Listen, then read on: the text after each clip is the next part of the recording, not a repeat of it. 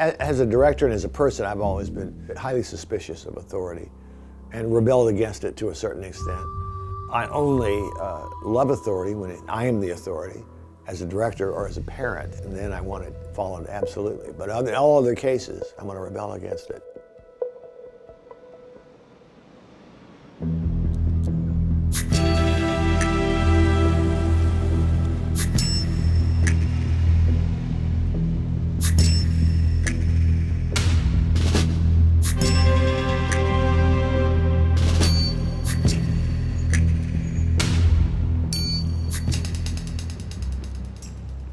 I love science fiction.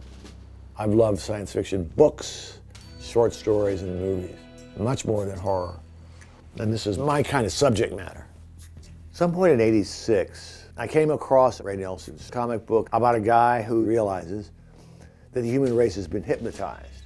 Surrounding him are aliens, creatures, which I thought, okay, hypnotism is a cheesy idea, but maybe I can do something with this. So I started working from there. As a child of the '50s, I grew up watching old science fiction, monster horror films, and one of the classics of the '50s was Invasion of the Body Snatchers, which is there among us, but we can't really tell. What's your problem? I always believe aliens should be evil. I don't think that Close Encounters of E.T. is valid because they're not evil, they're nice. When Reagan was elected, I was at first confused. He's talking from a rich man's point of view. Reaganomics was, don't get in the way of the rich, because if they make more money, then you'll get some. You can have a little taste of that good life too. Now I know you want it. Hell, everybody does. And during his time in office, he'd started destroying the unions, and poverty increased. And I thought, where's my country going here? Why are so many people buying into this? I wanted to strike out in some way, so I cast the Republicans as alien creatures. All the sex and violence on the screen has gone too far for me. They Live as a story fit right in, and it also fit in as a low-budget movie. Alive Films in the 1980s was a small kind of art film company. They partnered with Universal Pictures and Carolco. The deal we made was, they're my films, and I get to do what I want, as long as the movies are within a certain budget parameter. Life's a bitch. She's back in heat. In terms of Roddy Piper, I've been a wrestling fan for years, and he's a working guy.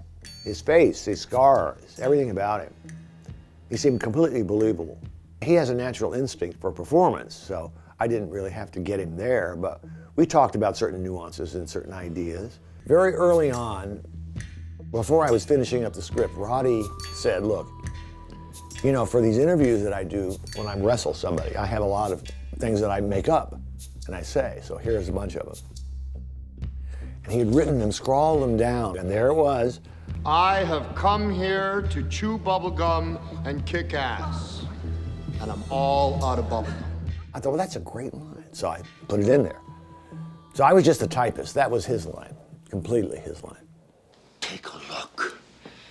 If you want me to look through your sunglasses, I'll look through your sunglasses. If I don't see what you see, I'm gonna see it anyway. I've always been in love with Meg Foster. I mean, watching her in the movies, and Meg is a very gentle soul, but a really talented actress. I was hoping that you would give me a little drawback like this. You got it. And a little, you know what I'm saying? You got a little. You got it. Bonk. I remember she made a religious cult movie called Ticket to Heaven, where she was the cult leader, and everybody's working on her eyes. And I admit I did myself. Is she good or is she evil? But I really went with the fact that she's just really talented. Try these on.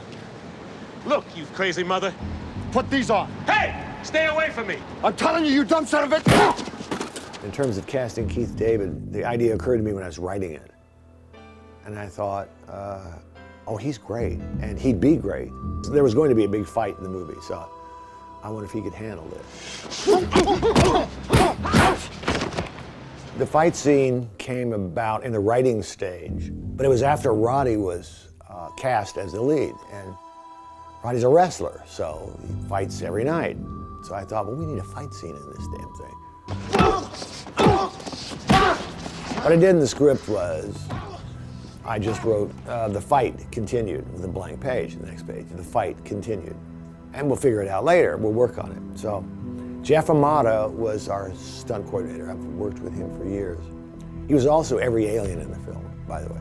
He was in suits, he was a woman, he was a president. Jeff Amata was the alien race. Jeff and Roddy and Keith were in the backyard of my then Van Nuys office with pads. Worked it out from beginning to end. And everybody contributed. We worked for a month and a half on it. Roddy told me once, the best fight you can have is when you rehearse it in a month and a half. Because it looks great and it's all timed perfect.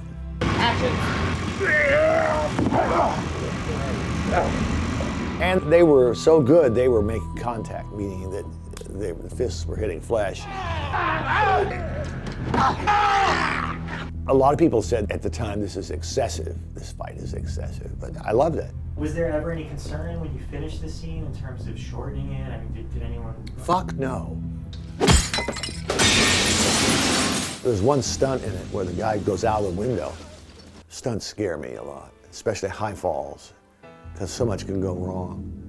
And man, this guy took a fall. Wow. Every scene has its challenges, and it's all rewarding when it goes together. All the visions through the sunglasses, when Roddy puts them on for the first time, everything is matte paintings. Lit them, shot them, and we timed them in black, in black and white. And it was just old-fashioned filmmaking. One of the oldest tricks in the book.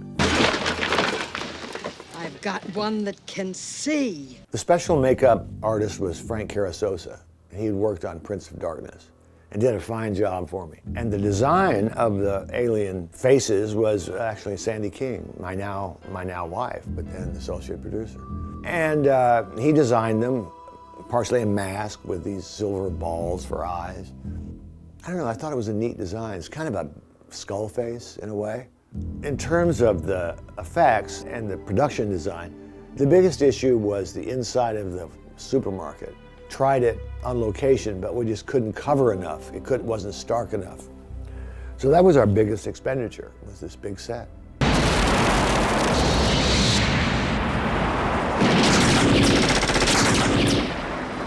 I personally love dark endings, but audiences don't necessarily love them. Audiences hate sad endings or dark endings, and they hate uncertainty more. So I wanted to make sure that heroes triumphed, but like the Alamo, they could be killed, or they could be hurt, or they could be wiped out. I worry about everything, but what trumped my worry was the fact this is right. This feels right. I want to do this. I think They Live was great for its time. I'm really proud of the film. I'm really proud of what it said, but it has to stand as a story also, not just as a polemic, a political diatribe, a rage, but it has to stand as a story. And there's certain parts of it I'm enormously proud of, visually and thematically. They are dismantling the sleeping middle class. More and more people are becoming poor. We are their cattle. We are being bred for slavery. And I must point out, I believe that the 80s have never ended. They're still with us today. We've never repudiated this Reaganomics idea. Everything has trickled down. They're still here. They're making more money than ever, and they're still among us.